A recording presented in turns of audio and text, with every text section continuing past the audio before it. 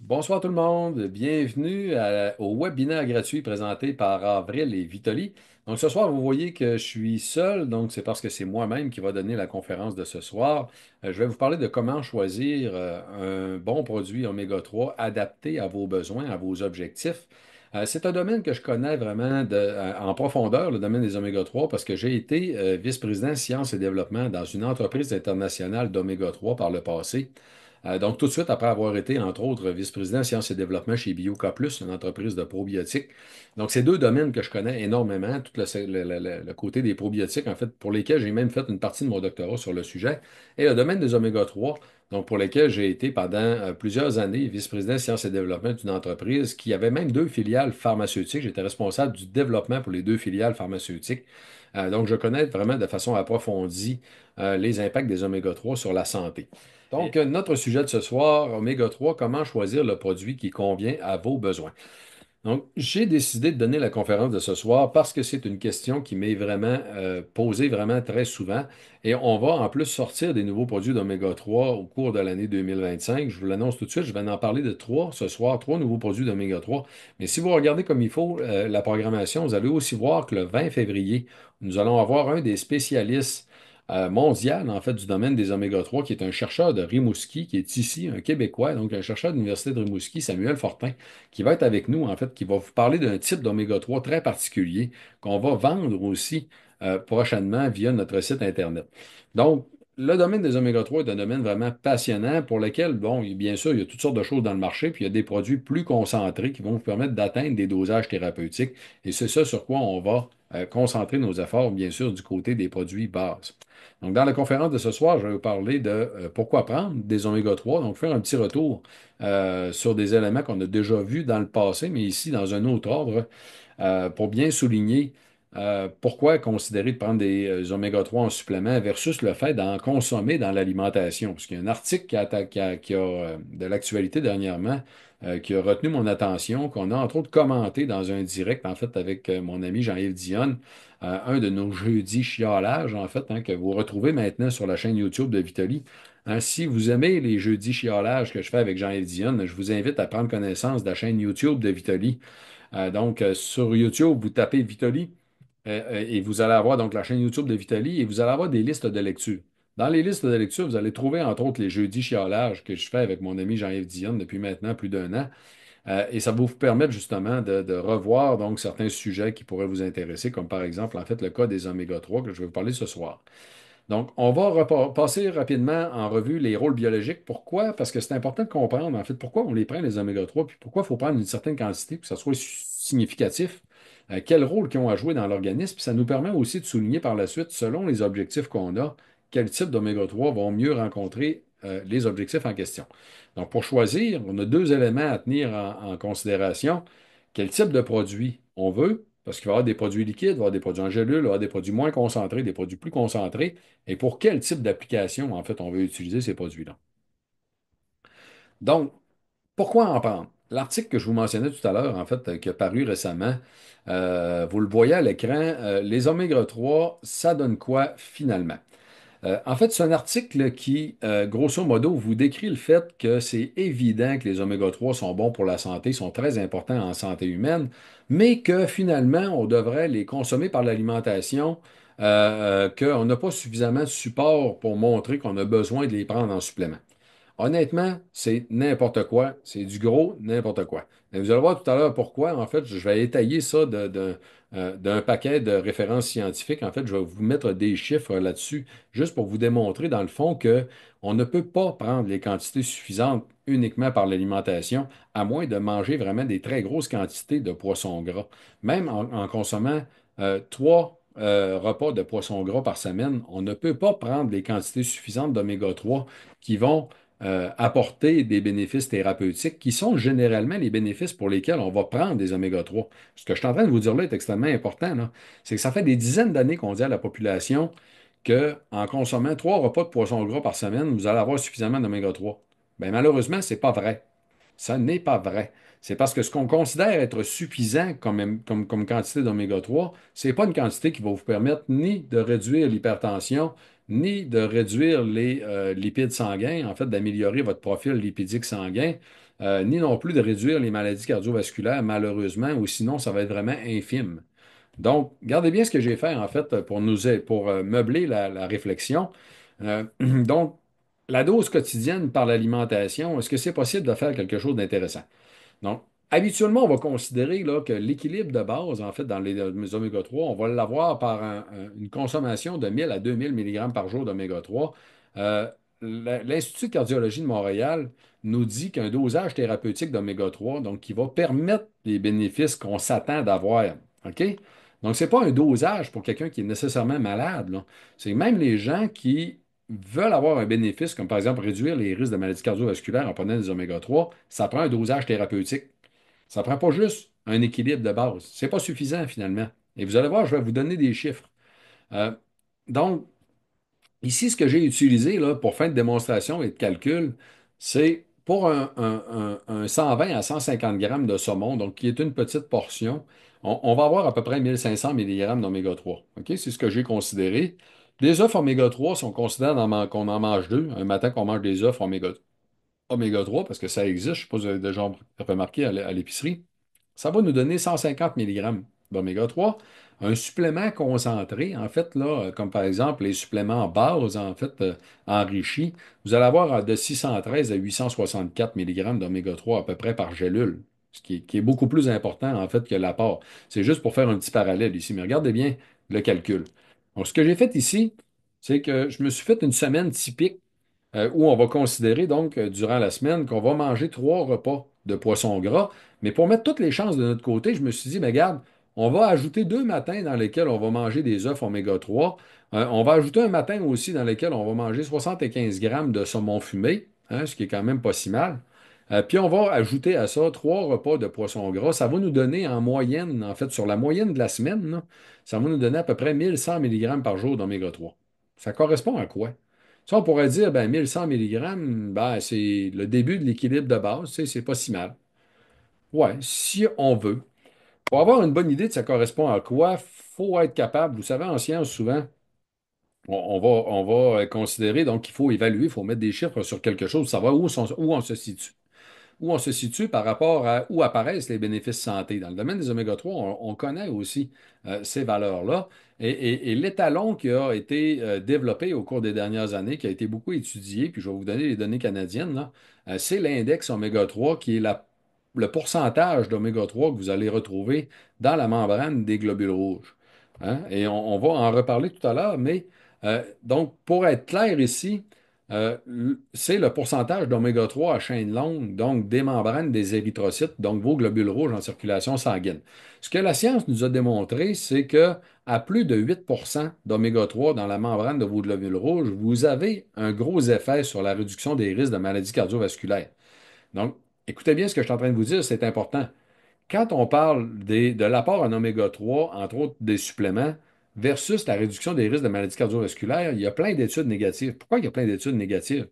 Parce qu'on n'a pas tenu compte dans les études en question du niveau d'oméga 3 initial de la population à l'étude et on ne tient pas toujours compte non plus de est-ce que la quantité est suffisante pour augmenter l'index oméga 3 pour se rendre à 8% ou plus. Donc, généralement, finalement, on a des études négatives qui ont été faites avec des produits qui ne permettaient pas d'atteindre des dosages thérapeutiques. Donc, la conclusion, c'est que la supplémentation en oméga 3 n'a pas réduit les maladies cardiovasculaires, mais c'est parce que c'est tout simplement parce que les gens n'en prenaient pas assez. Hein? Donc, la vraie conclusion de l'étude, c'est pas que les suppléments d'oméga 3 ne peuvent pas réduire les risques de maladies cardiovasculaires. C'est que les gens n'en prenaient pas suffisamment pour réduire leur risque de maladies cardiovasculaires. Et là, regardez bien, donc, 8 à 12 va donner plus de protection au niveau des maladies cardiovasculaires. Moins de 4 va carrément, en fait, souligner une portion de la population qui est beaucoup plus à risque de maladies cardiovasculaires parce qu'ils n'ont pas suffisamment d'oméga 3. Donc, si on regarde les données canadiennes, le taux moyen au Canada, en fait, de l'index oméga 3 est de 4,5. On a 2,6 des Canadiens qui sont au-dessus de 8. Et là, je vous le dis tout de suite, l'étude qui nous a rapporté les pourcentages, en fait, de l'index oméga 3 a clairement souligné le fait que les gens, le 2,8 des Canadiens qui ont un effet protecteur des oméga 3 en maladies cardiovasculaires, c'est des gens qui consomment du poisson gras et qui prennent des suppléments. On a 43 des Canadiens qui sont en bas du 4, donc qui ont un risque beaucoup plus élevé de maladie cardiovasculaire parce qu'il manque en fait d'oméga 3. Et donc, je viens de le mentionner en fait auparavant, manger du poisson gras à plus de 3%, à plus de 3 portions par semaine, plus les suppléments, va permettre d'atteindre le niveau de 8%. C'est ce que moi-même je fais en fait, hein. Je mange quand même relativement souvent du poisson gras. J'aime beaucoup les sardines et le saumon, entre autres personnellement. Mais je vais quand même prendre des suppléments. Ceci dit, bon, il y a des gens qui me disaient en fait, oui, mais moi, pas grave les dosages thérapeutiques, je le prends en prévention. En fait, vous voulez prévenir quoi au juste? Parce que si vous voulez prévenir quelconque maladie, là, puis avoir un impact significatif, ça prend les dosages thérapeutiques. C'est ça la chose.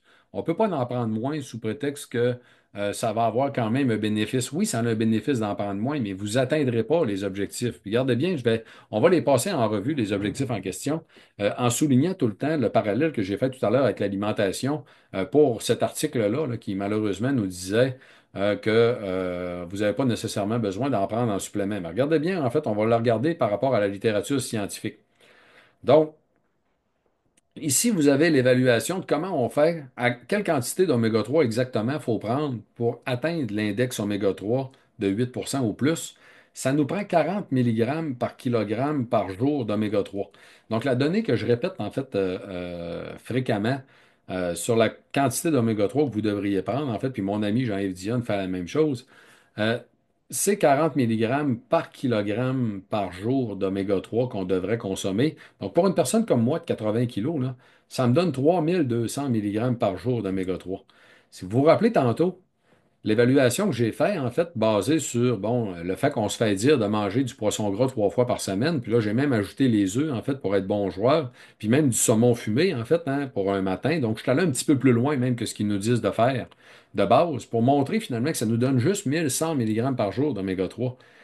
Si pour atteindre mon objectif d'avoir un index oméga 3 de 8%, il faut que j'en consomme personnellement 3200 mg, on se rend compte très rapidement que c'est n'importe quoi de dire aux gens qu'on peut en manger suffisamment. Grosso modo, il faudrait manger du poisson gras tous les jours. Et là, on aurait une augmentation du risque même de contamination aux métaux lourds, de contamination par d'autres types de contaminants environnementaux, parce qu'on a beaucoup de poissons gras qui sont des prédateurs, comme entre autres le saumon, en fait, qui est un prédateur qui risque justement d'accumuler des contaminants environnementaux. Ceci étant dit, ça, au niveau du côté de la littérature scientifique, toujours ici, je vous souligne une étude qui a été publiée dans le Journal of the American Heart Association. Hein, on est dans quelque chose de très sérieux, là. Je ne suis pas dans un petit journal scientifique, là, à distribution restreinte, si on veut. C'est donc un article de référence, hein, qui a été publié, qui est relativement récent aussi. Ici, on parle de 2022. Donc, oméga 3 et hypertension, une méta-analyse de 71 essais cliniques. Et là, quand vous vous faites dire en passant qu'il n'y a pas suffisamment de démonstrations scientifiques pour supporter l'usage, par exemple, des oméga 3 en supplément, c'est tout simplement que c'est des gens qui soit ne sont pas conscients de tout ce qui a été publié d'un point de vue scientifique, ou soit c'est carrément des gens qui sont biaisés volontairement, hein, qui ne veulent pas voir en tant que telle l'information qui est publiée. Parce que 71 essais cliniques, en fait, juste sur l'hypertension, là, avec les oméga 3, c'est près de 5000 personnes. Bénéfice significatif de 2000 à 3000 mg par jour. OK? Vous vous rappelez tout à l'heure, 3 repas de poisson gras par semaine, on est environ à 1000-1100 mg par semaine d'oméga 3. Vous n'aurez pas un effet significatif sur l'hypertension. Donc, si ça vous intéresse d'avoir un effet à vous aider à réguler l'hypertension avec les oméga 3, il faut prendre de 2000 à 3000 mg par jour. Vous allez avoir des bénéfices supérieurs si vous allez au-dessus de 3000 mg par jour, ce qui est pratiquement impossible de faire juste par l'alimentation. Hein? Les bénéfices ne seront pas plus élevés à 5000 mg. Donc, c'est intéressant aussi de considérer que commencez pas nécessairement à en consommer des quantités énormes en pensant que c'est toujours mieux d'en consommer plus. Il y a quand même un plateau au niveau des oméga 3 qui, quand on regarde l'ensemble des données scientifiques avec l'ensemble des bénéfices santé, le plateau semble apparaître à 4000-4500 mg par jour, ce qui est le niveau d'oméga 3 qui est consommé en passant par nos Inuits du Grand Nord québécois, là. Donc, et l'article nous dit pris par l'alimentation ou en supplément. Ben, en fait, c'est pas possible d'en prendre suffisamment par l'alimentation. Je vous l'ai montré, en fait, tout à l'heure. Donc, il faut à la fois prendre par l'alimentation et les suppléments. Moi, c'est ce que je recommande de faire. Si on continue, qu'on regarde encore prévention au dosage thérapeutique, les maladies rhumatoïdes inflammatoires. Une analyse systématique et méta-analyse, on parle de 30 études cliniques. Bon, encore là, 30 études cliniques, regardez, ça commence à être suffisamment bien étayé, en fait, pour qu'on puisse se permettre d'en parler d'un point de vue scientifique. Donc, 1420 participants de 3 à 6 mois. Encore là, c'est une période suffisamment longue pour être capable de tirer des conclusions. Un dosage thérapeutique, c'est quoi? Pour l'inflammation, en fait, ou les douleurs chroniques, c'est plus de 2000 mg par jour. Donc, vous l'avez vu encore tout à l'heure, là, par l'alimentation, vous allez prendre à peu près juste 1000-1100 mg par jour en moyenne. Donc, un dosage thérapeutique, c'est plus que ça. Et les effets significatifs comparés au placebo qui ont été démontrés dans l'étude, portant entre autres sur le nombre d'articulations douloureuses, enflées ou sensibles, le niveau d'activité de la maladie, évaluation pour 28 articulations, donc c'est une étude extrêmement sérieuse, et les résultats du questionnaire d'évaluation de la santé, qui est un questionnaire plus général. Et là, on soulignait un meilleur impact des oméga 3 de poisson. Ben oui, c'est évident. Pourquoi? Parce que les oméga 3 végétaux, entre autres le ALA, là, la majorité des oméga 3 végétaux que vous allez trouver dans le marché, comme ce que vous avez dans l'huile de lin, c'est du ALA, acide linoléique, acide alpha-linoléique, qui doit être converti en AEP ou en ADH pour être dans la forme utilisable par le corps humain. Et malheureusement, la conversion, on va la faire à 5 à 10 environ. Donc, il faut vraiment prendre des très grandes quantités d'huile de lin si on veut s'en servir comme source d'oméga 3 pour réussir à avoir suffisamment d'oméga 3. Donc, c'est la raison pour laquelle, en fait, on va avoir des meilleurs bénéfices des oméga 3 qui vont nous venir du poisson. Et encore là, donc, je vous ressouligne que ce qu'on peut prendre par l'alimentation est minime par rapport à la dose thérapeutique. Si on continue, même chose, et puis ici, donc, on y va encore par un journal qui est extrêmement sérieux dans le domaine. C'est le journal du Collège américain de cardiologie, donc c'est pas rien, qui nous souligne les points forts. Donc, je n'avais pas le temps de passer toute l'étude en revue, là, mais dans les points forts de ce qui est souligné par le journal du Collège américain de cardiologie, la supplémentation d'oméga 3 peut réduire les risques de maladies cardiovasculaires chez certains patients. En fait, c'est assez simple. C'est chez les patients qui en ont des risques. Donc, c'est sûr que si vous avez vraiment des très, très bonnes habitudes de vie, puis qu'on essaie de montrer que les oméga 3 peuvent réduire les risques de maladies cardiovasculaires, ben, ça va être difficile. Mais les gens à risque de maladies cardiovasculaires, là, on va être capable de le démontrer en études cliniques. Ça ne veut pas dire que les gens qui ne sont pas à risque de maladies cardiovasculaires, ils n'ont pas les bénéfices aussi. Ils les ont pareil. C'est juste qu'on met encore plus les chances de notre côté. C'est juste que la démonstration clinique serait beaucoup plus difficile. Donc, les oméga 3 des doses de 2 à 4 grammes par jour. On parle de 2000 à 4000 milligrammes par jour. Va baisser les triglycérides sanguins de 25 à 40. Donc, les lipides qui sont transportés dans votre sang, qui vont influencer aussi les niveaux à lesquels vous allez avoir de mauvais cholestérol en circulation sanguine, vont être influencés par les niveaux de triglycérides. Vous allez avoir une baisse donc de 25 à 40 si vous prenez de 2000 à 4000 milligrammes par jour d'oméga 3. Et les effets des oméga 3, donc ce qui était souligné par l'étude, autre que la baisse des triglycérides, peuvent contribuer aussi aux avantages cardiovasculaires. C'est sûr, si on réduit aussi l'hypertension, ce que je vous ai mentionné tout à l'heure, on va aussi avoir une réduction des risques de maladies cardiovasculaires. Et là, je vous le répète encore, la dose quotidienne, donc de manger, ou la recommandation en fait habituelle de manger du poisson gras 3 fois par semaine, va vous donner à peu près 1000 mg par jour en moyenne, 1100 mg. Vous n'aurez pas les bénéfices de réduire les risques de maladies cardiovasculaires à ces niveaux-là. Vous n'atteindrez pas vos objectifs. Si on continue encore là, en fait, juste pour vous souligner un élément, dans le domaine des maladies cardiovasculaires, puis ici, en fait, c'est basé sur 3 études cliniques ou 3, en fait, publications extrêmement importantes qui ont fait des résumés de l'ensemble des études cliniques dans le domaine.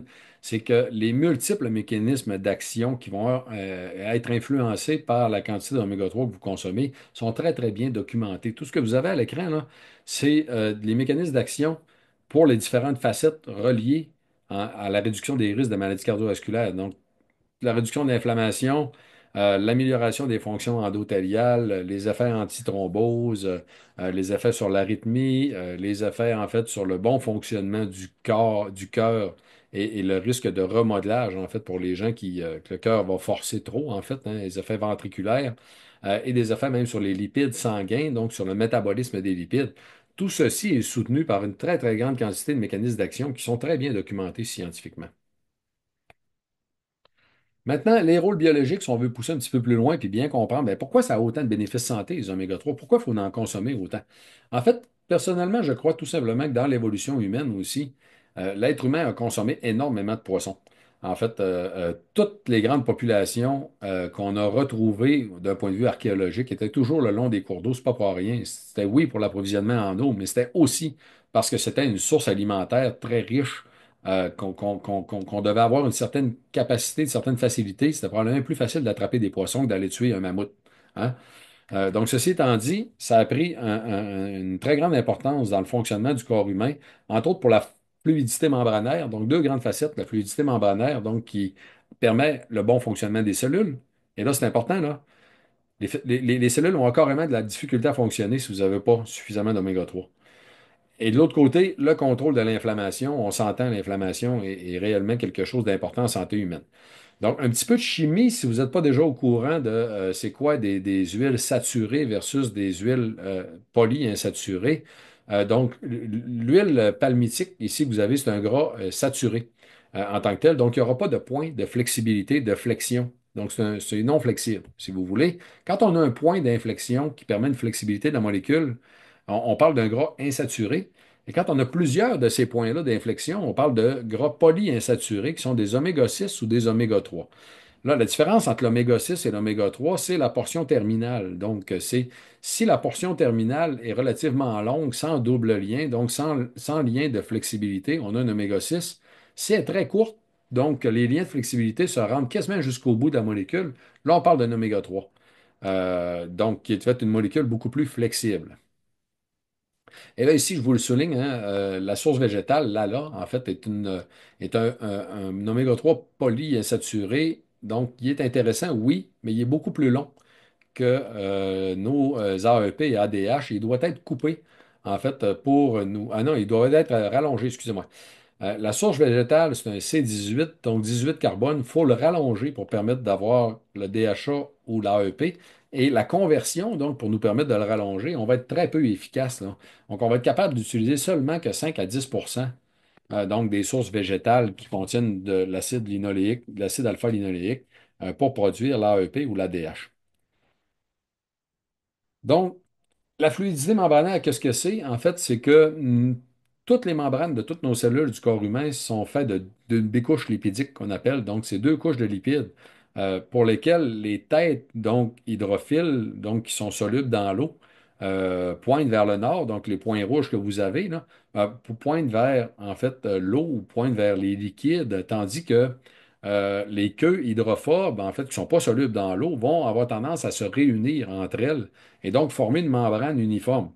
Donc, si vous avez des gras saturés, la membrane uniforme en question, elle va être solide à température de la pièce et ça ne permettra pas la vie. C'est aussi simple que ça. Pour que la vie soit possible, il faut absolument que la bicouche lipidique soit fluide. Comment on obtient une bicouche lipidique qui est fluide? En ajoutant des molécules qui vont briser la structure. Donc, entre autres, les oméga 6 vont la briser un petit peu, les oméga 3 vont la briser beaucoup. Et donc, plus vous allez avoir d'oméga 3, plus la membrane va être fluide, plus ça va être facile pour vos cellules d'incorporer des choses à travers la membrane de la bicouche lipidique ou de transporter des choses à travers la membrane de vos cellules pour assurer le bon fonctionnement du corps humain. Donc, c'est vraiment essentiel à la vie, là. Et une des bonnes démonstrations qu'on a de ça, c'est entre autres la démonstration qui a été faite dans les années 90. Donc, je retourne vraiment très loin en arrière, mais je trouve ça très élégant comme démonstration. C'est que ça a été démontré par le passé que les oméga 3 vont aider de deux façons à réduire le cholestérol sanguin. De une, c'est en réduisant les triglycérides, ça va réduire le transport de lipides au niveau du sang et ça va réduire aussi la présence du cholestérol et du mauvais cholestérol. Mais de l'autre côté, c'est qu'en améliorant la fluidité membranaire, ça va permettre aux cellules de mieux incorporer des transporteurs membranaires de cholestérol et mieux capter le cholestérol qui est en circulation sanguine pour l'utiliser à l'intérieur des cellules ou pour le transformer, comme le corps va le faire, en fait, va utiliser le cholestérol pour la production, entre autres, des hormones ou de certaines vitamines. Donc, pour le bon fonctionnement des cellules, vous avez besoin d'avoir des membranes qui sont fluides. Et pour avoir de la fluidité membranaire, ça prend un bon pourcentage d'AEP et d'ADH, ce qui va donner au bout de la ligne l'index oméga 3. Donc, l'index oméga 3 que je vous parlais tout à l'heure, donc c'est une quantité qu'on va viser d'avoir environ 8 d'oméga 3 dans la membrane de nos cellules du corps humain. Pour l'évaluer, on va le tester dans la membrane de nos globules rouges parce que nos globules rouges sont remplacés à tous les 3 mois. Donc, nos globules rouges sont nos cellules sanguines là, qui circulent donc dans notre sang, dans nos veines, vont être remplacées à tous les 3 mois. Donc, c'est des cellules qui sont remplacées très fréquemment. Donc, on peut les utiliser pour aller évaluer la quantité d'oméga 3 que vous consommez parce que, justement, ça va évoluer rapidement et vous allez savoir, en fait, qu'est-ce que ça représente. Donc, sur une période de 3 mois, il faut même utiliser une analyse de l'index oméga 3 pour savoir si vous en mangez suffisamment. Ceci étant dit, voici de quoi a l'air en fait une membrane, une vraie membrane d'une cellule, donc la bicouche lipidique. Quand on le regarde avec les récepteurs puis les protéines transmembranaires qu'on va appeler, donc ça ressemble à ceci. Donc c'est facile de comprendre qu'on a absolument besoin de la fluidité membranaire qui va être permise donc par les oméga 3 euh, pour justement être capable d'ancrer les protéines, nos récepteurs membranaires, nos protéines transmembranaires qui souvent aussi vont jouer le jeu d'identification au niveau des cellules ou des jeux structurels, en fait, pour reconnaître même les cellules voisines ou jouer le rôle de certains tissus en particulier. Donc, pour que les cellules du corps humain fonctionnent bien, on a besoin d'un certain niveau d'oméga 3. L'autre rôle biologique important, c'est le contrôle de l'inflammation, c'est l'équilibre entre les oméga 3 et les oméga 6. J'en ai déjà parlé, parce que les oméga 6 vont permettre de produire l'inflammation, puis on en a besoin. On en a absolument besoin dans le corps humain. Tous les tissus qui vont avoir à se réparer, qui vont avoir à remplacer des cellules, vont produire de l'inflammation pour permettre de remplacer les cellules endommagées et permettre aussi, dans un cas d'infection, à nos cellules du système immunitaire d'avoir accès au champ de bataille. Donc, l'inflammation va permettre donc de dilater les vaisseaux sanguins puis de laisser passer les cellules du système immunitaire, les combattants qui vont aller attaquer sur le site. Donc, on en a besoin. Qu'est-ce qui se passe? C'est quoi le problème? C'est que les oméga 3 vont nous aider à réduire l'inflammation. Une fois qu'on a utilisé les processus inflammatoires qu'on a besoin, si on n'a pas suffisamment d'oméga 3, on va avoir de la difficulté à réduire l'inflammation parce qu'on a besoin des oméga 3 pour réduire l'inflammation.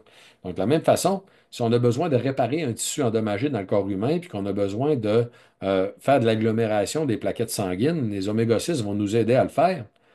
Une fois que tout est réparé, si on veut éviter de faire des caillots sanguins, qu'on veut éviter des risques d'AVC, des risques de blocage des artères, les oméga 3 vont nous aider à le faire. Donc, ça nous prend les deux, ça prend un bon équilibre. Où est le problème dans tout ça? C'est que ils ont des impacts très importants au niveau de la santé, puis on consomme beaucoup trop d'oméga 6. Donc, avant d'aller à la consommation, regardons les impacts. On parle bien sûr des maladies cardiovasculaires où là, l'équilibre va être très, très important en prévention pour l'hypertension, pour les AVC, ou comme vous avez vu tout à l'heure, en fait, de façon générale aussi pour la composition lipidique sanguine. Pour le bon fonctionnement du système immunitaire, hein, qui dépend justement des processus inflammatoires, pour les douleurs, la mobilité, parce que c'est encore là de la gestion d'inflammation, et pour le fonctionnement du cerveau, autant au niveau du développement que au niveau de l'humeur, le bon fonctionnement des cellules nerveuses, de la mémoire aussi, qui est un bon fonctionnement des cellules nerveuses, que même les risques de dégénérescence à long terme vont être influencés par votre consommation d'oméga 3. Donc, consommation qui, malheureusement, en Amérique du Nord, est complètement débalancée. Donc, les données que je vous montre là sont issues d'une étude qui a été publiée qui montrait que, en Amérique du Nord, de façon générale, on est entre 20 à 50 pour 1 d'oméga 6 par rapport aux oméga 3, quand il faudrait viser un ratio d'à peu près 4 pour 1. Donc, on consomme beaucoup trop d'oméga 6, puis on consomme pas assez d'oméga 3. Les oméga 6 qu'on va trouver dans la viande, les huiles végétales, la friture, le fast-food, et les oméga 3 qu'on va trouver principalement dans les poissons gras. Parce que les autres sources alimentaires, les noix, les avocats, l'huile de lin, c'est intéressant, mais vous n'en aurez pas assez là pour influencer vraiment fortement l'équilibre. Ce qui est important, c'est d'influencer l'équilibre. Et ça va avoir une répercussion sur ces sphères-là de la santé, en fait, ces domaines-là de la santé qui sont vraiment très importants. Donc, comment on fait pour essayer de rétablir l'équilibre? Ben, il faut couper les apports en oméga 6.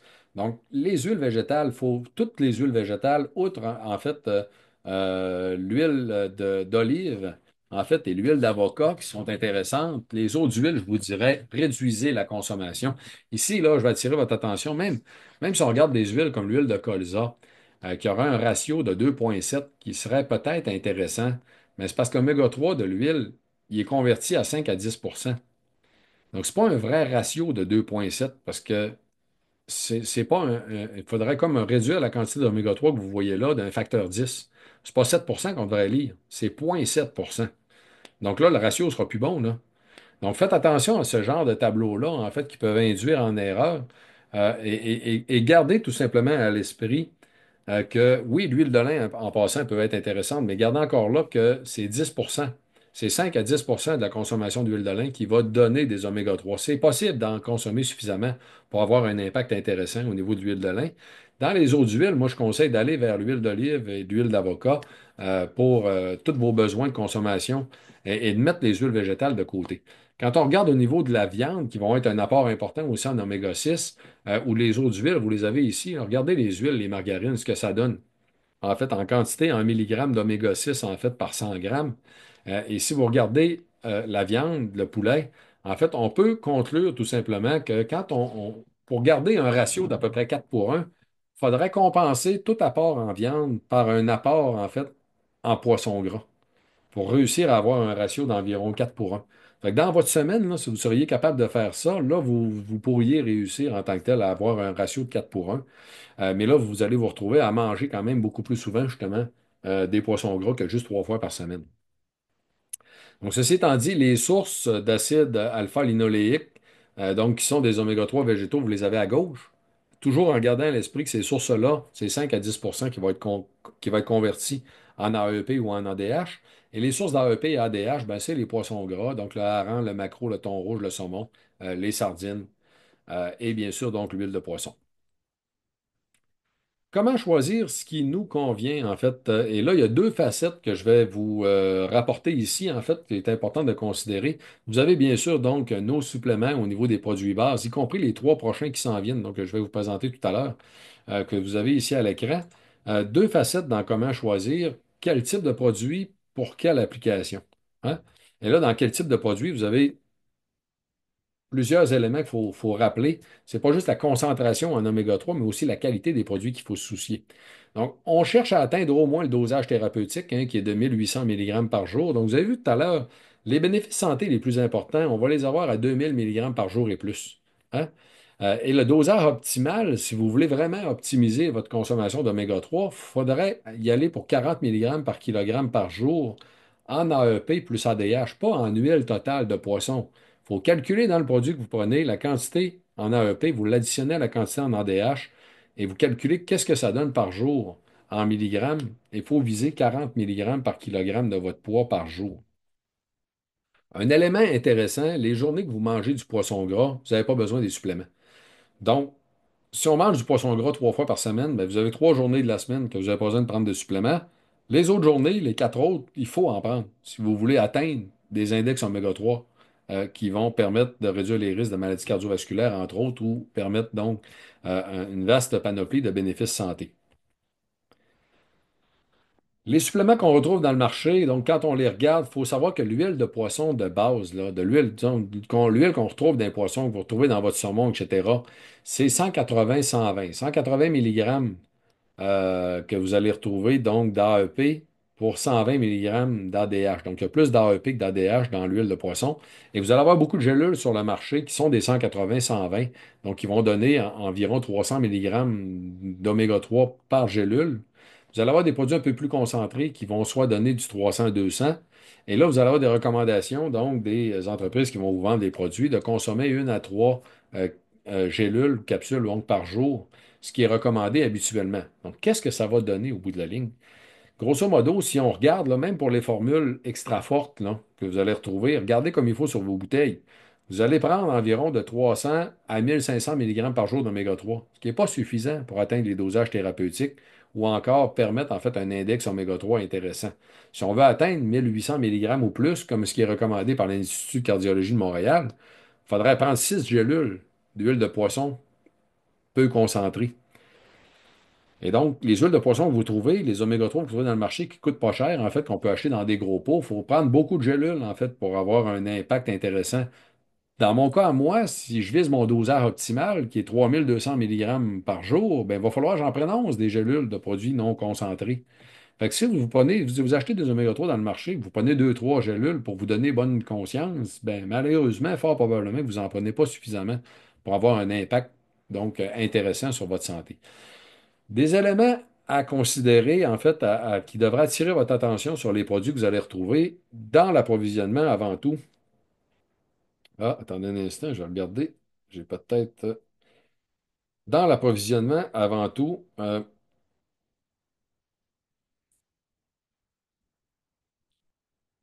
Ah, OK. Donc, dans l'approvisionnement, avant tout, vous allez trouver différents types de poissons qui vont être utilisés. Faites attention. Quand vous trouvez des étiquettes de produits là, qui contiennent plusieurs types de poissons différents, on devrait favoriser des produits qui contiennent le moins de poissons possible. Pourquoi en tant que tel? Il y a deux raisons. C'est que, un, si vous avez plusieurs types de poissons, souvent, ça va être des huiles qui vont avoir été mélangées. Vous risquez beaucoup plus d'avoir des huiles de faible qualité ou qui ont été oxydées, ce qui peut être encore pire pour la santé que de ne pas en prendre en passant. Donc, les niveaux d'oxydation des huiles, c'est vraiment un élément à faire attention. Et il y a quand même beaucoup d'huiles d'oxydées, de trop oxydées, en fait, sur le marché par rapport à ce qu'on devrait retrouver. Donc, les problématiques qu'on retrouve de qualité au niveau des suppléments, dans le domaine des suppléments, s'appliquent aussi aux oméga 3. Donc, autant d'avoir des produits qui sont pas assez concentrés pour atteindre notre objectif que d'avoir des mauvaises qualités au niveau des produits qui sont vendus sans nécessairement que ce soit facilement identifiable. Donc, faites attention aussi dans les types de poissons qui sont utilisés. On s'entend que quand c'est de l'huile de saumon, normalement, le saumon ne sera pas utilisé pour produire de l'huile. Ce qui va être utilisé, c'est des restes, en fait, de poissons. Donc, ça va être différents types de parties de poissons qui ne seront pas utilisées pour la consommation humaine. Et là, vous risquez d'avoir des huiles vraiment oxydées, en fait, parce que c'est des poissons qui ont été manipulés, qui ont été sortis longtemps, en fait, de l'eau avant d'être transformés. Donc, il y a des produits sous forme d'éthylester aussi qu'on va trouver dans le marché. C'est quand même moins courant. Et il y a différents types de technologies d'extraction qui vont utiliser des solvants ou qui vont utiliser tout le temps le CO2 ou juste le CO2. L'extraction au CO2 est extrêmement intéressante parce que justement, il n'y aura pas de résidus de solvant dans les huiles en question. Et il faut dire qu'aujourd'hui, la majorité des huiles sont extraites par extraction au CO2 de façon à ne pas avoir de solvant. Mais c'est un élément sur lequel vous pouvez vous renseigner qui est fort pertinent et de favoriser les petits poissons, que sont les anchois et les sardines. Pourquoi? En tant que tel, par rapport au maquereau, par rapport au saumon, c'est que plus le poisson est petit, moins il est longtemps aussi en contact avec les contaminants, puis moins il y a de chances aussi d'avoir cumulé des contaminants pendant sa croissance, parce que les petits poissons ne sont pas des prédateurs. Ils vont s'alimenter souvent, en fait, des algues ou du zooplancton. Donc, ces poissons-là ont beaucoup moins de risques d'être contaminés. Et là, vous allez réduire de beaucoup vos risques de contaminants dans les produits. Vous allez voir tout à l'heure, côté contaminant dans les produits, il y a une autre façon de s'assurer de ce qu'on consomme, c'est d'opter pour des produits qui présentent la certification IFOS, IFOS. IF comme François, O puis S comme Sylvie. Donc, la certification IFOS, je vais y revenir tout à l'heure. Dans notre cas, on a opté uniquement pour des produits qui contiennent de l'anchois et de la sardine. Pourquoi? C'est très simple, en fait. C'est que c'est des pêches spécifiques qui vont servir à aller chercher des poissons qui vont être transformés tout de suite en arrivant au bord, en fait, au bord de la mer. Donc, il y aura très peu de transport, donc ils vont être transformés frais. C'est des poissons qui se nourrissent uniquement d'algues, donc on a beaucoup moins de risques d'avoir des métaux lourds. Et c'est des poissons qui ont la plus courte durée de vie, donc des poissons utilisés pour la production d'oméga 3, ce qui va réduire aussi les risques de présence de d'autres types de contaminants, comme par exemple les microplastiques ou d'autres types de polluants. Donc, on y va directement de la pêche sans résidus de poisson. On a un nouveau produit à base d'algues qui va apparaître au courant du mois de février. On a fait beaucoup d'efforts pour qu'il soit prêt pour la conférence de ce soir, mais ça n'a pas été possible. Donc, je vais vous en parler plus en détail dans quelques secondes. Deux nouveaux produits liquides que je vais vous présenter aussi. C'est des produits transformés frais à froid par distillation moléculaire sans solvant. Et c'est la certification la plus rigoureuse de l'industrie qui est la certification IFOS. Un nouveau produit à base d'algues. Pourquoi? Parce qu'on a des algues, donc, qui sont bien sûr des plantes, qui s'appellent Schizochytrium. Donc, c'est la famille, si vous voulez, qui est une microalgue. Donc, c'est du phytoplancton. C'est ce que les poissons vont se nourrir, tout simplement. Et la raison pour laquelle certains poissons vont être très riches en oméga 3, c'est qu'ils mangent beaucoup de cette algue-là.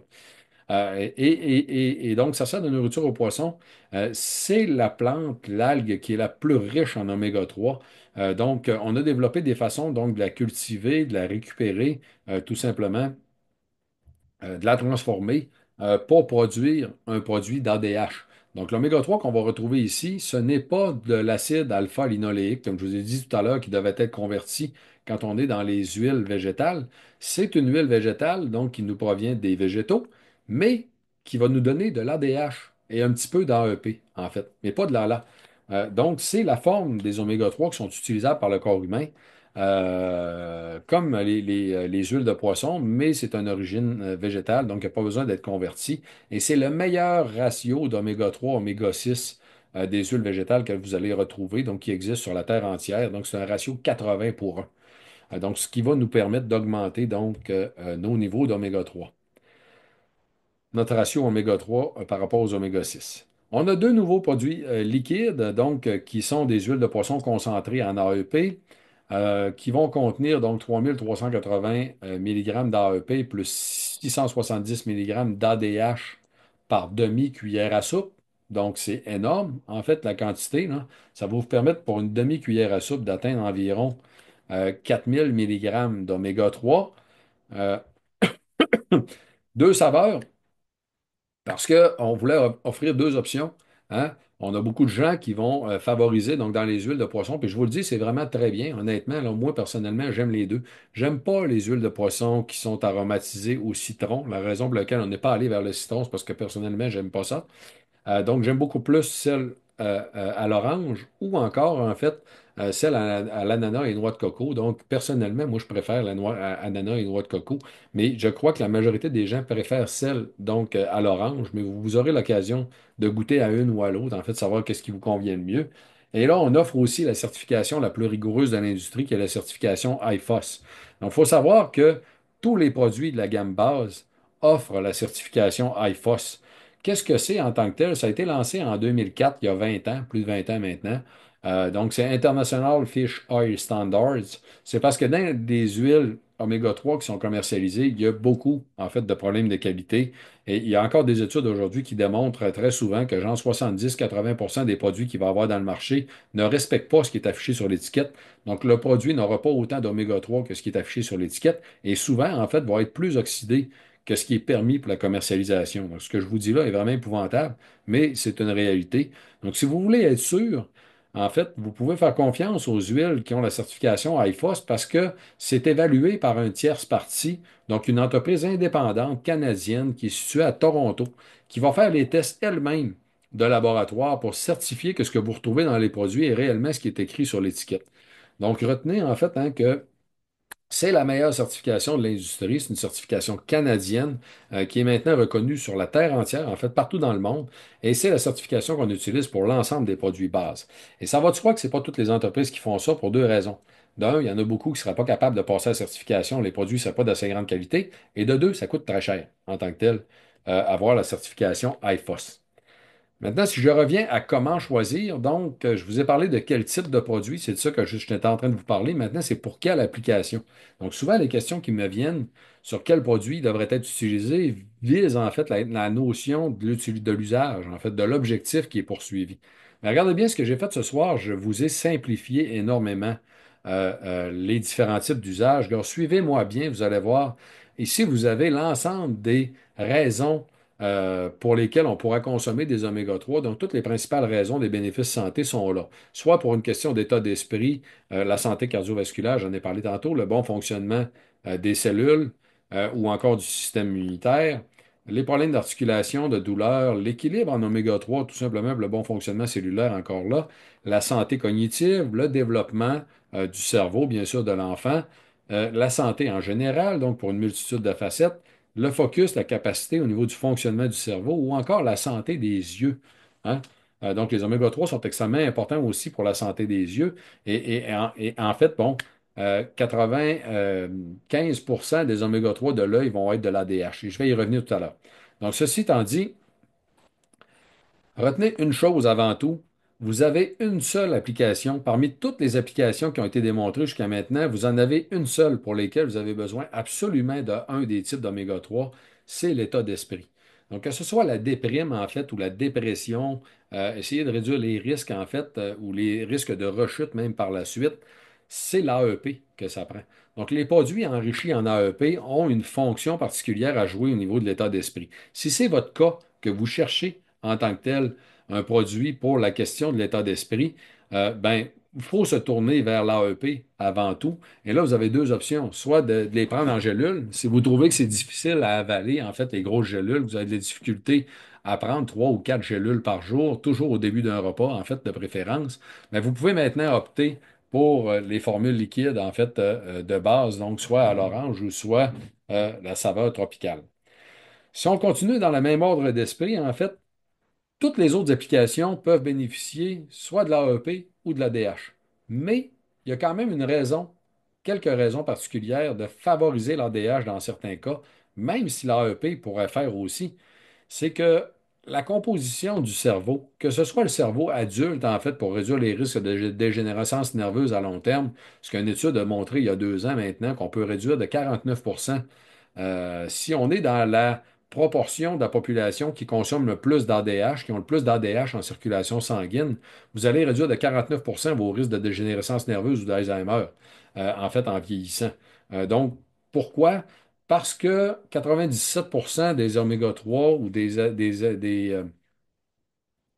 acides gras polyinsaturés que vous allez retrouver au niveau du cerveau sont l'ADH. Donc, des oméga 3 que vous allez trouver au niveau du cerveau, 97 sont de l'ADH. Au niveau des yeux, c'est 95. Donc, étant donné que le corps va utiliser majoritairement l'ADH côté structurel au niveau du cerveau et des yeux, il est capable de produire l'ADH à partir de l'AEP, mais ça fait beaucoup de sens d'y fournir tout simplement dans la forme qu'il en a besoin, de façon à s'assurer qu'il soit capable de l'utiliser facilement. Donc, et là, vous avez maintenant deux options au niveau de l'ADH. Vous avez les gélules, en gélule, en fait, d'huile de poisson, et vous avez aussi l'ADH végétal, donc, qui est une option végane. Donc, bien sûr, pour toutes les autres applications, en fait, il n'y a pas vraiment d'avantage à utiliser un ou l'autre, en fait. Puis là, ici, faites attention, il y a des gens qui vont vous dire que pour l'inflammation, ça prend l'AEP. C'est un peu de la déformation scientifique ici. C'est parce que on a étudié beaucoup plus l'AEP que l'ADH dans les études pour l'inflammation, mais il y a un article extrêmement intéressant qui a fait une méta-analyse de toutes les études publiées sur l'inflammation qui a été réalisée ici à l'Université Laval, une étude québécoise, qui a montré que l'ADH serait aussi efficace que l'AEP au niveau de l'inflammation. Donc, grosso modo, je fais juste vous expliquer pourquoi vous trouvez de l'information dans la littérature qui semble ne pas concorder avec ce que je vous dis là. Si vous avez appris que l'AEP est à favoriser pour l'inflammation, ben, c'est pas complètement vrai. Les études récentes nous disent que l'ADH pourrait tout aussi bien faire l'affaire. Donc, dans l'ensemble des autres facettes, on peut y aller pour l'AEP ou l'ADH. Pour l'état d'esprit, on favorise l'AEP. Pour tout ce qui est cerveau ou les yeux, pourquoi les yeux? En fait, entre autres, ben, il y a les problèmes des yeux secs, là. La prise d'oméga 3 peut énormément aider. On en a chez qui ça disparaît, la problématique des yeux secs, en utilisant justement un supplément d'ADH. Maintenant, en conclusion, avant de me permettre de répondre à vos questions, euh, il faut avant tout, hein, si vous vous posez des questions sur quel est le bon oméga 3 à utiliser, vous avez deux premières questions à vous poser. Un, est-ce que vous en prenez suffisamment? Peu importe l'objectif que vous voulez atteindre. Si vous prenez juste une gélule d'un produit très faiblement concentré, vous la prenez pratiquement pour rien. En fait, vous donnez bonne conscience peut-être, mais vous la prenez quasiment pour rien, vous n'atteindrez pas vos objectifs. Deux, la qualité, en fait, des produits sur le marché. Je vous l'ai dit, il y a énormément de produits que les huiles sont oxydées. Donc, la meilleure façon de savoir au niveau de l'oxydation, puis d'être sûr que vous n'allez pas vous contaminer avec des métaux lourds, c'est d'adopter pour des huiles qui sont analysées par une firme indépendante, qui est la certification IFOS, qui est, je vous le répète, en fait, une certification canadienne reconnue sur la terre entière, pour lesquelles on adhère, en fait, avec tous les produits bases. Donc, trouble de l'humeur, déprime au niveau pour l'AEP de façon obligatoire, cerveau, développement et risque de dégénérescence au niveau du cerveau, capacité ou encore les yeux, on favorise la DH. Toutes les autres applications peuvent bénéficier de l'un ou l'autre ou des deux. C'est possible d'alterner hein, les enrichis entre l'AEP et la DH sans aucun problème. Donc, si vous n'êtes pas trop sûr de ce que vous devriez utiliser, puis ça vous intéresse en fait, d'y aller, grosso modo, de façon séquentielle, en favorisant un, en favorisant un autre aspect, ça peut être intéressant, en fait, parce qu'il y a encore des éléments qu'on ne comprend pas au niveau de la biologie des oméga 3 qui pourraient peut-être bénéficier du fait d'alterner entre un ou l'autre, là. Personnellement, moi-même, j'utilise l'ADH en passant. Moi, je consomme l'ADH à tous les jours. Les liquides sont une option intéressante si problème avec la taille des gélules. L'AEP pouvant servir à toutes les applications. On a débuté par celui-ci pour les liquides, justement, avec deux options de saveur. Donc, éventuellement, on va éteindre l'offre des liquides pour peut-être même avoir la portion, le produit vegan, en fait, les oméga 3 végétales en liquide. Mais en attendant, donc pour commencer, là, on est allé pour l'AEP, en fait, sous forme liquide, parce que c'est la forme d'oméga 3 qui peut être utilisée pour toutes les applications. Donc, en conclusion, toujours, en fait, je vous souligne où vous pouvez trouver l'ensemble des produits. Donc, comme je vous l'ai dit au début, il y a uniquement les supermarchés Avril qui ont tous les produits, tous les formats des produits bases et des produits Vitali. Hein. Si on y va donc avec les autres possibilités dans le marché, vous avez les deux enrichis, les bases enrichies que vous allez retrouver chez Jean Coutu relativement facilement. Les gros Uniprix et les grosses pharmacies Proxime vont offrir aussi le standard et les deux formes liquides.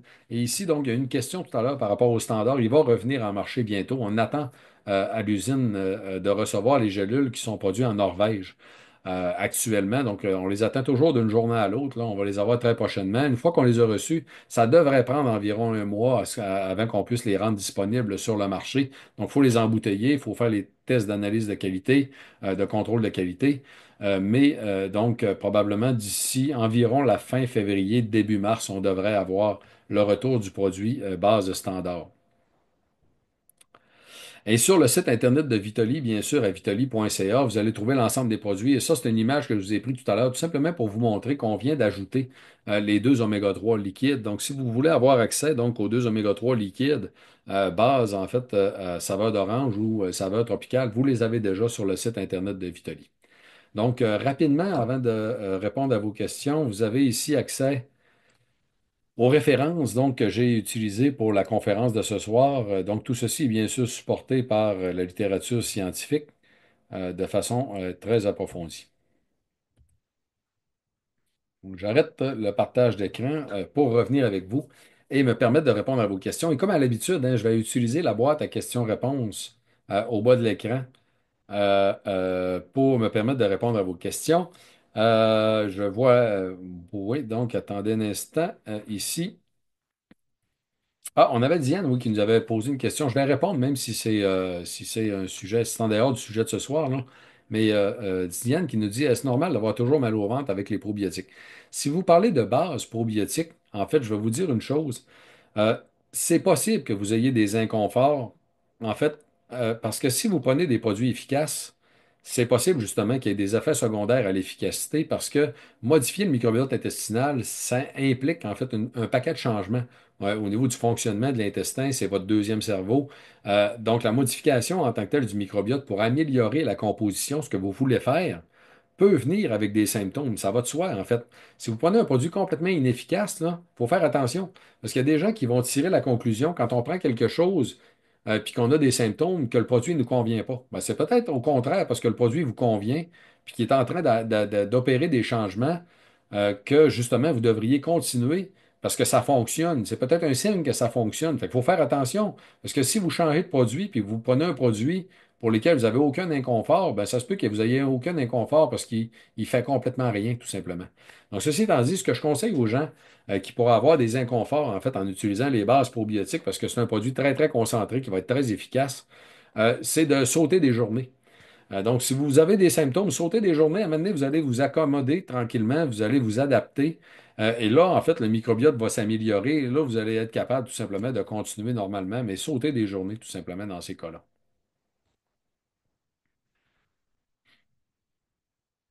Oui, ben, j'en ai parlé tout à l'heure, en fait, de la nécessité ou non de prendre des suppléments d'oméga 3. Écoutez, si vous ne prenez pas de suppléments d'oméga 3, vous allez survivre. C'est juste que si vous voulez vraiment optimiser votre santé, le bon fonctionnement des cellules passe par un bon niveau d'oméga 3 pour avoir un bon niveau de fluidité membranaire. Et c'est essentiel, en fait. Vous allez pas être capable d'en consommer suffisamment par l'alimentation. Les meilleurs oméga 3 pour la maladie de Raynaud. Je ne verrais pas de différence entre les deux en passant. En fait, la maladie de Raynaud peut bénéficier d'une amélioration de la circulation sanguine et la fluidité du sang va dépendre de la dose d'oméga 3. Donc, souvent, pour avoir un impact sur la fluidité du sang, il faut aller jusqu'à 3000 mg par jour d'oméga 3. Donc, c'est ce qui généralement est reconnu pour avoir un impact sur la fluidité du sang. Vous pouvez additionner à ça en passant Vitoli, mémoire et santé cognitive. Ce qui est utilisé pour améliorer la fluidité du sang dans les produits de santé naturelle, c'est le ginkgo biloba. Et toute la dose de ginkgo biloba d'un extrait de grande qualité, vous allez l'avoir à l'intérieur de Vitoli, mémoire et santé cognitive. Et là, sachez en fait que personnellement, j'aurais aucune crainte, aucun risque à utiliser les deux produits en même temps, et c'est ce que je ferais. Mais je vous dirais probablement d'utiliser un des enrichis de base oméga 3 à 2 gélules par jour et Vitoli, mémoire et santé cognitive.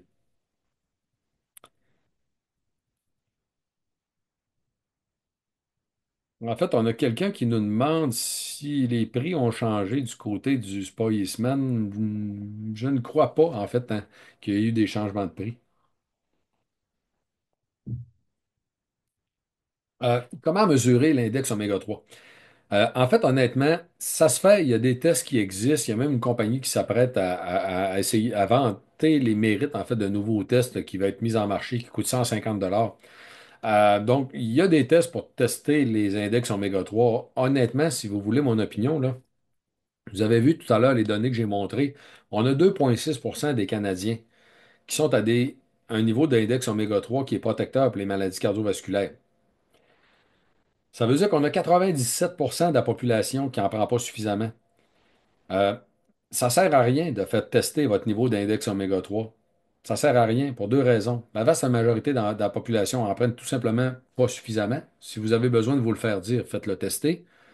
Mais ça va être difficile. Je ne pense pas que votre médecin a accès à ces tests-là, mais il y a des naturopathes probablement qui peuvent vous le faire. Mais de deux, c'est que si vous en prenez suffisamment des oméga 3 à une dose donc de 40 mg par kilogramme de votre poids par jour, comme je vous l'ai dit aujourd'hui, vous allez l'atteindre, l'index. Vous n'aurez pas besoin d'aller le faire tester pour le faire confirmer. Tant qu'à moi, ça ne sert à rien, c'est de l'argent gaspillé. Donc, tant qu'à moi, c'est de l'argent gaspillé d'aller se faire tester.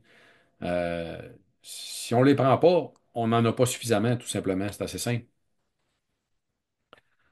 Que pensez-vous des sardines en boîte? Personnellement, j'en mange. Je trouve que c'est une très belle solution, en fait, pour augmenter notre consommation d'oméga 3. Puis en passant, là, personnellement aussi, je, je, je n'accorde pas d'importance aux sardines en boîte qui seraient dans de l'huile de soya sous prétexte que l'huile de soya contient des oméga 6.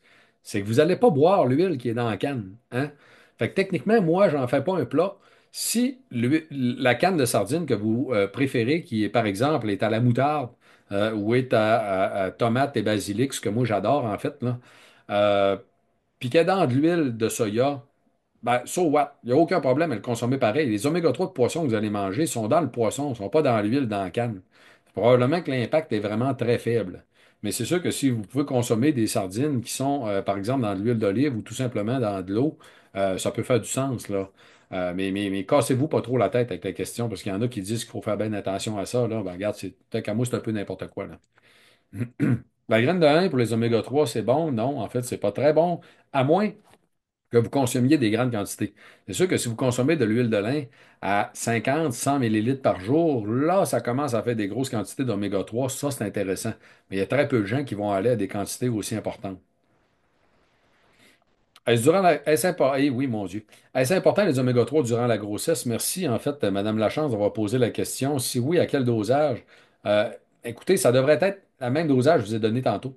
C'est que techniquement, on devrait prendre 40 mg par kilogramme de notre poids pour une femme enceinte, en fait, pour s'assurer d'avoir des dosages suffisants d'oméga 3.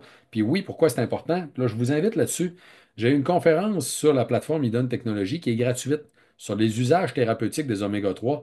Dedans, je passe en fait une multi-analyse, une analyse systématique en fait de la revue de la littérature scientifique et une méta-analyse qui conclut basée sur plus de 275 000 femmes, ou c'est tout près de 275 000 femmes. Euh, à l'importance, en fait, des oméga 3 au niveau de la grossesse. Puis c'est un niveau de démonstration élevé et modéré au niveau des recommandations, ce qui est un niveau de démonstration scientifique, de robustesse scientifique qui est très, très important. Donc, ça va de soi. On devrait, toutes les femmes enceintes, sans aucune hésitation, on devrait leur donner des oméga 3. Ça va de soi. Parce que ça va réduire de beaucoup certains risques de problématiques reliées à la grossesse, dont la prééclampsie, les naissances prématurées, même la circonférence de la tête, en fait, le volume du cerveau à la naissance est influencé par la quantité d'oméga 3, c'est très clair. Donc, puis même les risques d'allergie chez l'enfant, même par la suite. L'état d'esprit même de la mère. Donc, oui, sans aucune hésitation, en fait, les femmes enceintes devraient consommer des oméga 3. Oui, la recommandation de 40 mg par kilogramme par jour est basée sur l'étude que je vous ai montrée à l'écran tout à l'heure. En fait, il y avait la référence scientifique, là. J'espère que ça répond à la question. Combien d'oméga 3 dans une cuillère à thé d'huile d'olive? L'huile d'olive n'est pas une source d'oméga 3, en passant. Zéro, hein? Il y en a très peu d'oméga 3 dans l'huile d'olive. Mais pourquoi l'huile d'olive est extrêmement intéressante au niveau de la consommation humaine quand même? C'est qu'elle contient très peu d'oméga 6. C'est ça la chose. C'est qu'on consomme trop d'oméga 6. Donc, il faut baisser la consommation d'oméga 6 puis augmenter celle d'oméga 3. Donc, pour baisser la consommation d'oméga 6, il faut pallier à l'usage qu'on a habituellement des huiles végétales, dont, entre autres, nos vinaigrettes à salade, là, sont bourrées d'oméga 6. Si vous voulez baisser la consommation d'oméga 6, ben, faites-vous vos vinaigrettes maison en utilisant de l'huile d'olive. Vous ajouterez que très peu d'oméga 6 et vous allez ajouter des huiles qui sont très bénéfiques pour la santé.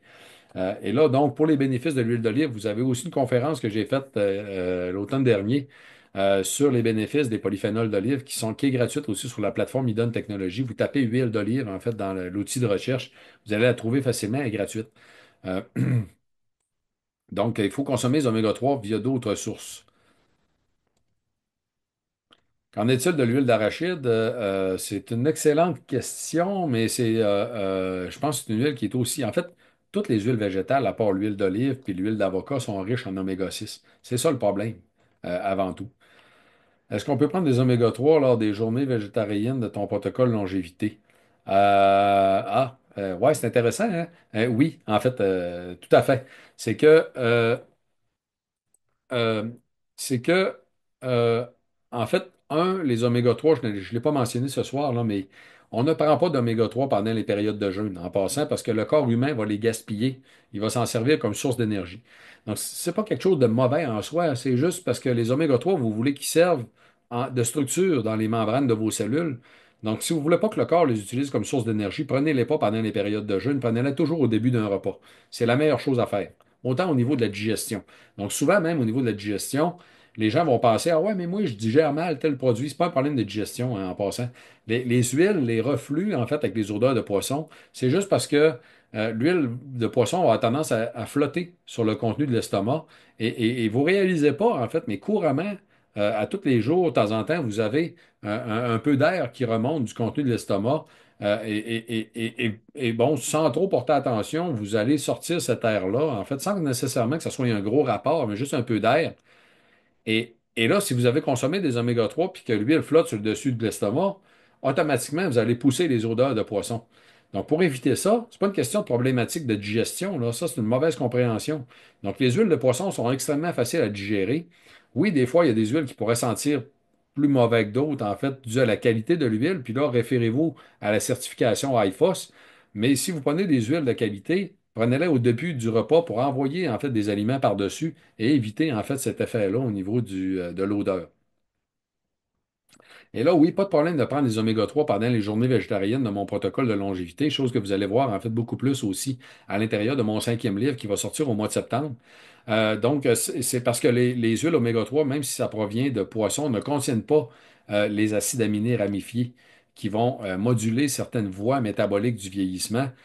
Et donc, les journées végétariennes, c'est tout simplement pour faire des journées de restriction en méthionine. Et il n'y a pas de méthionine dans les huiles de poisson en tant que tel, donc il n'y a pas de problème à le faire. Et ça, c'est un élément donc, que je vais rediscuter avec vous lors de la conférence que je vais donner pendant, en fait, la session d'hiver d'ici le 29 mai. Je ne peux pas vous dire, en fait, je peux peut-être vous donner la date exacte, là. Mais je vais donner une conférence sur les, les processus du vieillissement cellulaire en lien justement avec les protéines, parce que les huiles, pas les huiles, mais les protéines animales accélèrent le vieillissement cellulaire, en fait, ou nous empêchent de le ralentir. Donc, il y a deux types de mécanismes d'action en jeu. Il y a très peu de gens qui en parlent en tant que tel, parce que c'est pas très sexy de parler de ça. Mais moi, ça me fait plaisir, en fait, de vous donner plus d'informations. Et c'est des mécanismes extrêmement puissants au niveau du vieillissement cellulaire qui sont en jeu au niveau des protéines animales. Et c'est le 27 février prochain. Je vais donner la conférence sur les protéines animales et végétales et le vieillissement cellulaire. Et je vais expliquer là pourquoi que je conseille de faire trois journées par semaine d'alimentation strictement végétale, donc 3 jours d'affilée, hein, pour faire de la restriction en méthionine. Je vais te donner les détails, en fait, dans la conférence du 27 février prochain. Mais merci, en fait, Mme Tremblay, d'avoir posé la question. Dans le cas d'une personne qui a plusieurs commotions cérébrales, ADH, DHA en anglais, sans aucune hésitation, allez-y vers l'ADH en tant que tel. Il faut privilégier, étant donné que c'est le cerveau en tant que tel qu'on va viser, en fait, comme organe. Oui, ça, j'en ai parlé. En passant, pour les gens qui posent des questions sur d'autres types d'huiles végétales, en fait, puis la consommation des huiles, etc., il y a une conférence extraordinaire qui vous a été donnée l'automne dernier par mon collègue, en fait, et ami Jean-Yves Dionne, qui est sur la plateforme Idon Technologies. Donc, quel type d'huile que vous devriez utiliser dans l'alimentation humaine, puis pour quelles raisons? Donc, il passe vraiment en revue tous les éléments. Là, ce soir, on va se concentrer sur la question des oméga 3. Qu'est-ce que vous, que pensez-vous en fait des suppléments faits de krill? En passant, j'ai été justement vice-président sciences et développement chez Neptune Technologies et Bioressources, qui était en fait le leader en fait à l'époque de la production et de la vente en fait de l'huile de krill à l'échelle internationale. Donc, c'est un domaine que je connais extrêmement bien. C'est très intéressant, hein. C'est que les oméga 3 de l'huile de krill sont attachés à des phospholipides, ce qui fait que ça permet de les rendre biodisponibles pour nos membranes des cellules de façon plus facile. Parce que les membranes des cellules sont faites de phospholipides, justement, sont dans le même format. Le hic dans tout ça, c'est que l'huile de krill coûte beaucoup plus cher que l'huile de poisson, à un point tel qu'on parle de pratiquement 10 fois plus cher. Même si on pourrait réduire peut-être d'un facteur 5 la consommation d'huile de krill par rapport aux huiles de poisson pour avoir quand même des bons résultats en incorporation dans les membranes. Personnellement, ce qui est apparu au niveau de la science dans les dernières années, bon, puis il y a aussi la staxanthine dans l'huile de krill, là, qui est quand même une molécule intéressante, mais personnellement aussi, au niveau des antioxydants, moi, je favorise les polyphénols d'olive. Donc, avant tout, si vous utilisez Vitoly bien vieillir, là, laissez faire la question des antioxydants de la staxanthine. Je ne pense pas que ce soit nécessaire. Puis même au niveau des gyrosuppresseurs, je favoriserais aussi d'aller du côté des polyphénols d'olive avec le complexe Provitol que d'aller vers la staxanthine de l'huile de krill. Ceci étant dit, si on revient en fait aux technologies intéressantes dans l'intégration des oméga 3 à l'intérieur des membranes, on s'en vient avec des produits. Donc, la conférence qui va avoir lieu le 20 février prochain va vous présenter une nouvelle technologie qui, tant qu'à moi, est supérieure encore à l'huile de krill au niveau de l'incorporation des oméga 3 des membranes cellulaires. C'est réellement les dernières technologies qui ont optimisé ce qu'on peut faire au niveau de l'incorporation des oméga 3. Et on va vendre les produits en question, en fait, qui sont issus de recherche québécoise. Donc, manquez pas, en fait, la conférence du 20 février prochain. On va répondre, en fait, plus en détail à cette question-là.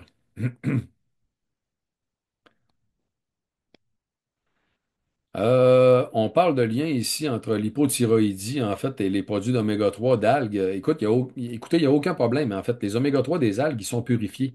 Donc, on ne va pas nécessairement trouver autre chose à l'intérieur qui pourrait interagir. Il n'y a aucun problème avec la question de la thyroïde, que ce soit l'hyperthyroïdie ou l'hypothyroïdie, ça ne change rien. Est-ce que tous les lots sont testés à IFOS? Oui, oui, et sans aucune exception. Tous nos lots qui sont commercialisés sont testés à IFOS, en fait, pour tous les produits base en tant que tels. Mais ce n'est pas le cas pour tous les suppléments de l'industrie. Est-ce que les oméga 3 peuvent amener de l'hypotension? Non. En fait, ça va être normotenseur, si vous voulez. Donc, l'effet des oméga 3 sur la pression artérielle va être significatif, mais va être quand même léger. Vous n'allez pas remplacer là l'usage des antihypertenseurs, donc des médicaments pour la pression artérielle. Mais si votre pression artérielle a tendance à être toujours légèrement élevée, ben, c'est une façon, en fait, de soit compléter la médication pour éviter d'avoir à prendre trop des grosses doses de médicaments, ou peut-être même de permettre à votre pharmacien de baisser même les dosages de vos médicaments à moyen long terme, donc de consommer des plus grosses quantités. d'oméga 3. Mais si votre pression a tendance à être basse, ça ne va pas avoir d'impact. Au contraire, ça pourrait même peut-être aider en tant que tel à réguler votre pression artérielle. Donc, si votre pression a tendance à être basse, c'est pas quelque chose qui va empirer la situation. Il n'y a aucun problème là-dedans. Puis, en fait, si votre pression a tendance à être basse, questionnez votre usage du sel en passant. Le sel n'est pas nécessairement néfaste pour la santé humaine, au contraire. Quand on ne consomme pas suffisamment de sel, des fois, on va avoir des problèmes justement d'hypotension. C'est peut-être pas votre cas, mais je vous dis quand même de réfléchir à cet aspect-là. Beaucoup de misère à digérer les gélules. En fait, normalement, beaucoup de rapports. Ben, j'en ai parlé tout à l'heure, justement. C'est que ça, c'est pas un problème de digestion. C'est un problème d'huile qui flotte sur le contenu de l'estomac. Donc, prenez-les au tout début, en fait, d'un repas. Normalement, ça va aider. Éventuellement, oui, on va développer l'ADH en version liquide. C'est juste qu'il faut marcher avant de courir. En fait, on est en train d'élargir énormément l'offre de produits qu'on fait dans les produits Vitali et les produits bases. On va sortir une dizaine de nouveaux produits au cours des prochains mois. Donc, il faut y aller graduellement. Et pour y aller graduellement, étant donné que l'AEP peut être utile à tout, on a commencé par lui d'un point de vue liquide, mais éventuellement, on devrait avoir l'ADH aussi. Est-ce que c'est très calorique? Il faut manger moins si on ne veut pas prendre de poids. En fait, non. C'est la mauvaise réflexion. Toutes les calories ne s'équivalent pas. Si pour vous la question des calories sont importantes pour la question du poids corporel, c'est les glucides avant tout. Vous devez couper à tout prix, hein, sans aucune hésitation. On n'a pas vraiment à se soucier de la consommation du gras au niveau calorique pour le contrôle du poids corporel, en fait, pour plusieurs raisons. Mais ici, il faudrait référer à des conférences qui ont porté sur le métabolisme, entre autres ce que je fais avec mon ami Jean-Yves Dionne régulièrement, entre autres en lien avec le vieillissement.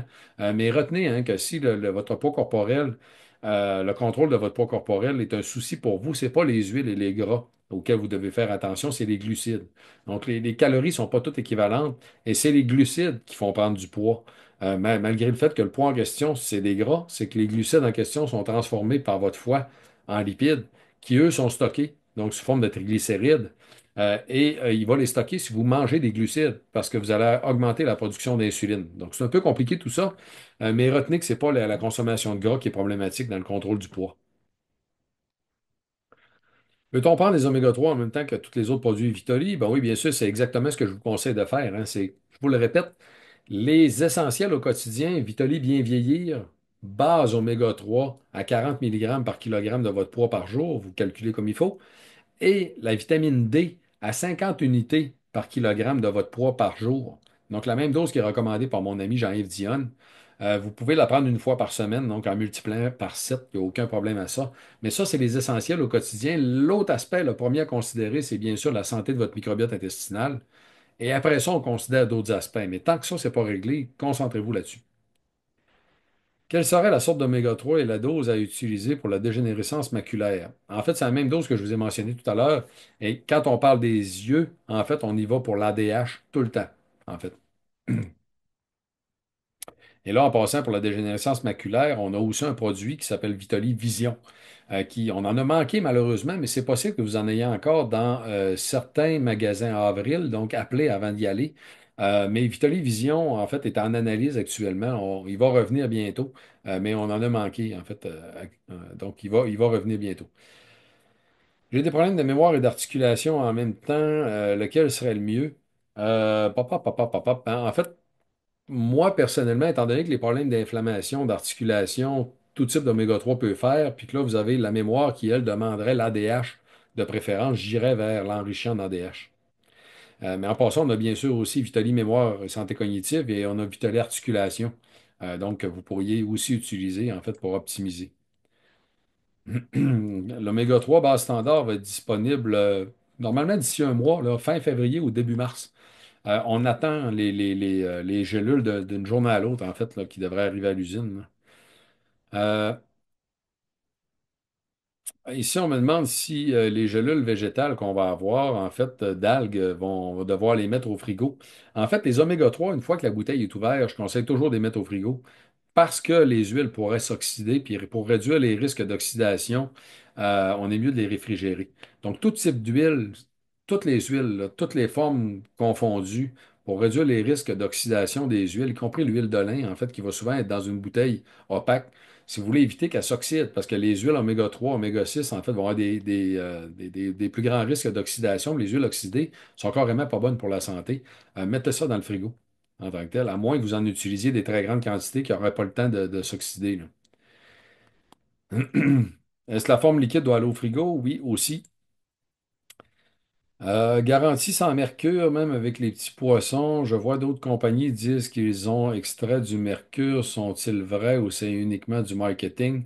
En fait, tous les processus d'extraction vont normalement concentrer les huiles et laisser en tant que tel les métaux lourds de côté. Mais il peut toujours avoir des traces et pour en être sûr, il faut vraiment tester en tant que tel les huiles. Donc, s'il y a des compagnies qui vous disent que les métaux lourds ont été extraits, s'ils n'ont pas la certification IFOS, c'est juste du marketing. Ça prend la certification pour être sûr et certain que ça a été testé par un tierce parti, qu'on peut être sûr que les huiles sont de grande qualité.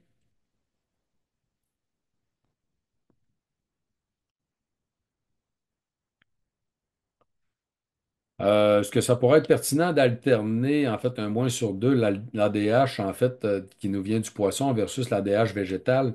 Honnêtement, je ne vois pas d'intérêt à faire ça. C'est la même forme de molécule, que ce soit l'origine végétale ou que ce soit l'origine de poisson, c'est l'ADH qui vous intéresse. Je ne verrais pas d'intérêt à alterner les deux types de produits. Et là, il est 8h30, je vais m'arrêter bientôt. Peut-être encore quelques questions. Dans la formule liquide, il n'y a pas d'ADH, non.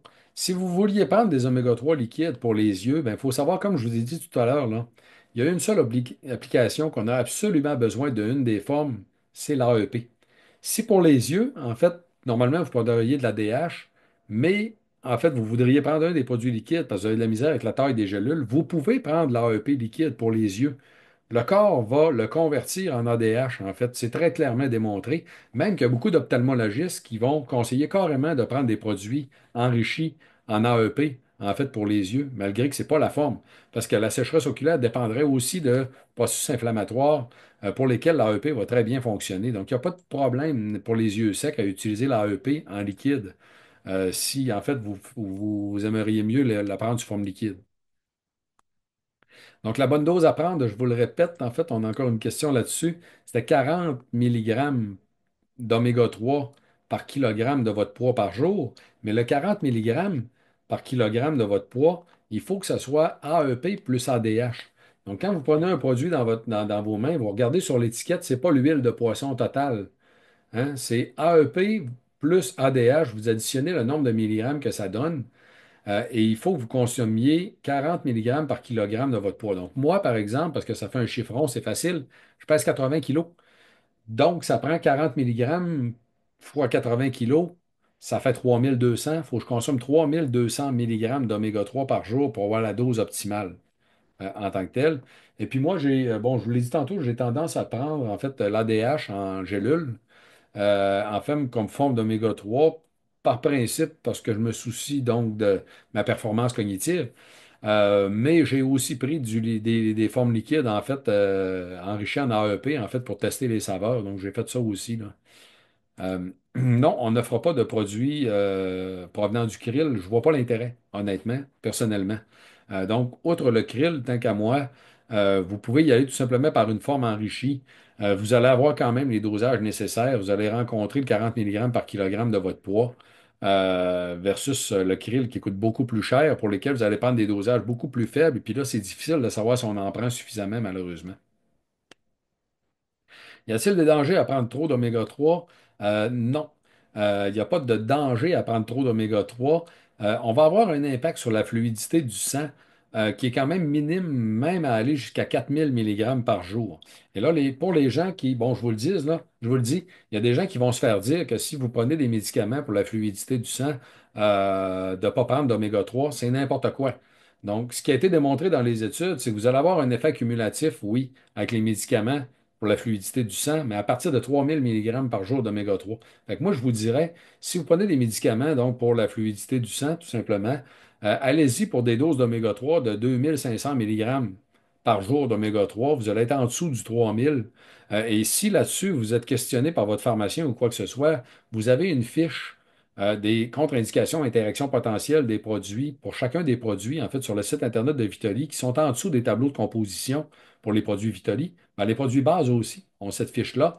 Donc, sur les bases oméga 3, vous pouvez aller télécharger la fiche puis l'amener à votre médecin, votre pharmacien, tout simplement pour lui donner les références qui démontrent, dans le fond, qu'il n'y a pas de problème à prendre des quantités à moins de 3000 mg par jour d'oméga 3 chez les gens qui prennent des médicaments pour la fluidité du sang.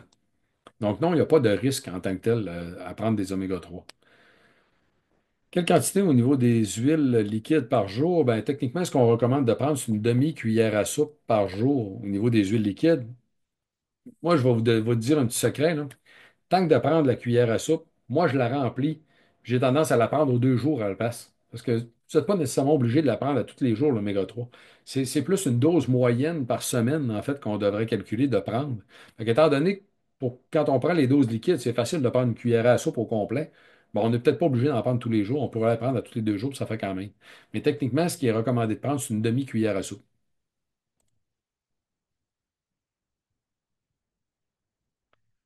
Si on prend 2 gélules par jour, est-ce qu'on les prend ensemble ou de façon séparée? En fait, les oméga 3, c'est la dose totale dans la journée que vous allez prendre qui a une importance et non pas quand vous la prenez. Donc, moi, je conseille toujours de les prendre au début d'un ou des repas. Fait que si vous les prenez tout ensemble, les gélules, vous les prenez au début d'un repas, n'importe lequel, ça ne change rien. Et si vous voulez les répartir sur l'ensemble des repas, ben, vous pouvez le faire aussi. Ça n'a aucun inconvénient, il n'y a aucun avantage à faire l'un ou à faire l'autre. Ah, intéressant, j'en ai pas parlé ce soir. Si mon conjoint est allergique aux fruits de mer, peut-il prendre des oméga 3? C'est pour ça qu'on va sortir l'oméga 3 végétal. Et là, il faut faire attention, en fait, parce que tout type d'oméga 3 peut avoir été transformé dans des installations qui pourraient contenir du poisson. Donc, techniquement, il faut quand même faire attention sur les oméga 3 végétaux qui proviennent de sources végétales, y aller avec prudence, en fait, puis en prendre très peu au début pour voir si on réagit. Ce qui est conseillé de faire habituellement, c'est de faire une petite graphine sur la peau volontairement et irriter le dessus de la peau. Prendre une des gélules, la vider sur la peau, puis regarder si la peau réagit. Si vous ne réagissez pas à l'huile, ben là, vous pouvez prendre une gélule, voir comment ça se passe. Si tout va bien encore, vous pouvez prendre le produit sans aucun problème. Mais toujours faire extrêmement attention quand même si vous êtes allergique aux poissons sur les produits d'oméga 3, même si ce serait un produit d'oméga 3 végétal. Donc là, on avait deux de ces questions-là. En fait, puis là, les oméga 3 d'algues, que je l'ai mentionné tout à l'heure, c'est un oméga 3 végétal, il n'a pas besoin d'être converti. Fait que c'est pas un taux de conversion de 5 à 10. Lui, il n'a pas besoin d'être converti, il est dans la forme déjà de l'ADH et non pas de l'ALA. Je suis allergique aux algues. Ça, c'est l'autre problème. Est-ce qu'il y en a dans les capsules? Il n'y a pas d'algues dans les gélules, mais ça ne veut pas dire que l'allergène qui cause l'allergie ne pourrait pas être présent. Ça fait que de la même façon, si vous êtes allergique aux algues, vous pourriez tout simplement vous graffiner, tester en fait l'huile à la surface de la peau, voir si vous réagissez avant de consommer justement une gélule et voir si le produit vous convient.